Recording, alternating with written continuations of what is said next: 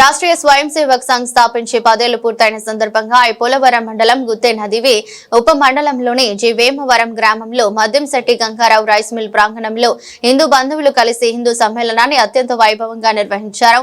ఈ సందర్భంగా గుత్తినిదేవి ముఖ ద్వారం వద్ద నుండి అతిథులను పూర్వ రీతిలో అప్పన్న ఏదుకాళ్ల సంబరాలతో స్వాగతం పలికారు. దారి పొడవునా పరిసర ప్రాంతాలకు చెందిన ప్రజలు స్వాగతం పలికారు.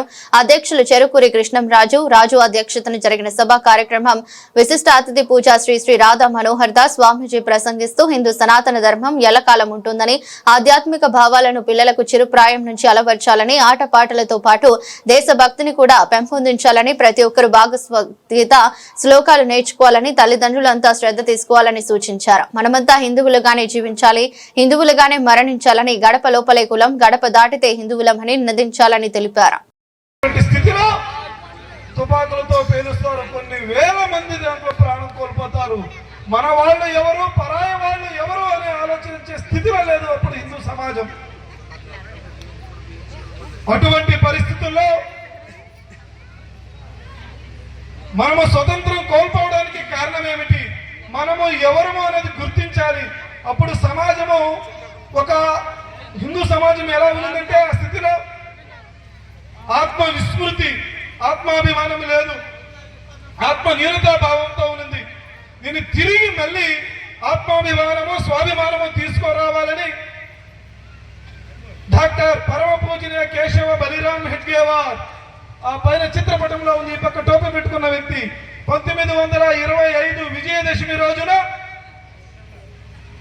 ఎవరైతే ఈ భూమి నాది, సమాజం నాది అని భావిస్తారో అటువంటి హిందువులు తిరిగి ఐక్యమత్యం సాధించాలి. అప్పుడు మాత్రమే మళ్ళీ తిరిగి భారతదేశము పూర్వ వైభవ స్థితికి వెళుతుంది అనేసి రాష్ట్రీయ స్వయం సేవక సంఘాన్ని ప్రారంభించడం జరిగింది. సర్వే జనా సుఖినో భవంతు. ఓం అసతో మా సద్గమయ. నన్ను రెండో మైక్ వాడకండి, వాళ్ళు చెప్పింది వినపడతారు. జ్యోతిర్గమయ మృత్యోర్మా అమృతంగమయ.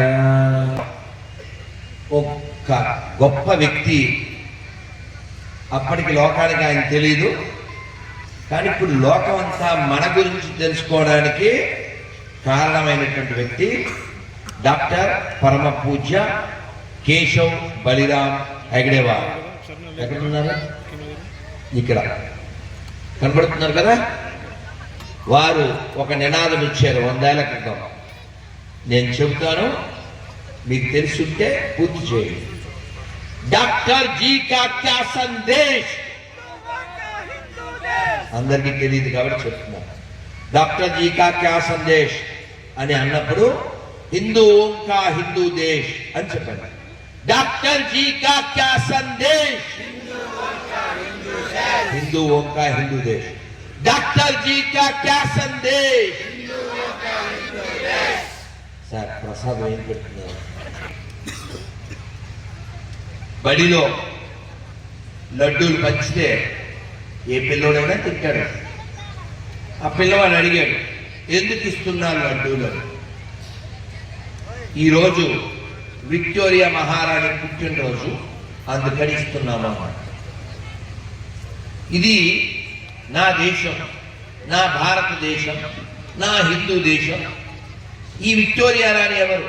ఆవిడ పుట్టినరోజు ఎక్కడెందుకు జరుపుకోవాలి? ఇది నా జాతికి కలంకం, ఇది నా జాతికి అవమానం అని ఒక 10-12 ఏళ్ల పిల్లవాడు ఆ లడ్డు నేలకేసుకుంటాడు.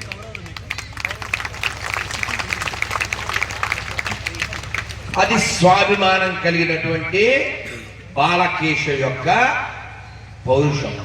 ఆ పిల్లవాడే పెద్దవాడే ఎన్నో కష్టాలకు వచ్చి డాక్టర్ అయి 1925 విజయదశమి నాడు మెహిద్యవాడ నాగపూర్లో ఒక మురికివాడలో ఒక చిన్న బస్తీలో పిల్లల్ని తీసుకుని, ఎలా ఈ దేశంలో ఇన్ని సమస్యలు ఎలా వచ్చినాయి, ఎందుకు దేశం ఓడిపోతుంది ఎందుకు విదేశస్తుల చేతిలోకి వెళ్ళిపోతుంది? ఒకసారి మొఘలులు, ఇంకోసారి డచ్ వాళ్ళు, ఇంకోసారి పిచ్చి వాళ్ళు, ఓసారి ఫ్రెంచ్ వాళ్ళు, ఇంకోసారి తురుష్కులు, హూనులు, సెగులు. అసలు సెకలైంది. ఎందుకు వస్తున్నారు వీళ్ళు? ఎందుకు వస్తున్నారంటే మనంగా లేవు, మనం ఘనంగా లేవు. దేశం గొప్పది, ధర్మం గొప్పది, కానీ తెలుసుకోకపోతే అది నిలబడదు.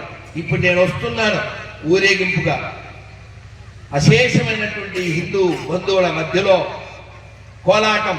మాతో పాటు బసవేశ్వరుడు కూడా వచ్చాడు. అద్భుతంగా వస్తూ ఉంటే నాతో పాటు వచ్చినటువంటి కార్యకర్త వారు చెప్పారు, గురుగారిని ఇప్పుడు ఆ కనబడే హనుమంతుడి దేవాలయం గౌతముడి ప్రతిష్ట చాలా గొప్పదండి అని. అక్కడ ఆగాము, వారు సన్మానించారు, ప్రసాదం ఇచ్చారు. ఎవరు ఈ గౌతముడు? గోదావరిలో నది పక్కన మనం పుట్టి పెరిగాం. ఎవరు ఈ గౌతముడు? నాకు తెలుసు అన్న వాళ్ళు నిజాయితీగా చేయాలి. ఇప్పుడు అన్న వీడు గోదావరి, మా అసిస్టెంట్ సామలకొండ, వీడు బంగారుకొండ, రమేష్. 10 చేతులు లేవలేదు రమేష్. శ్రీ గోదావరి ఇక్కడ రావడానికి కారణం ఎవరు?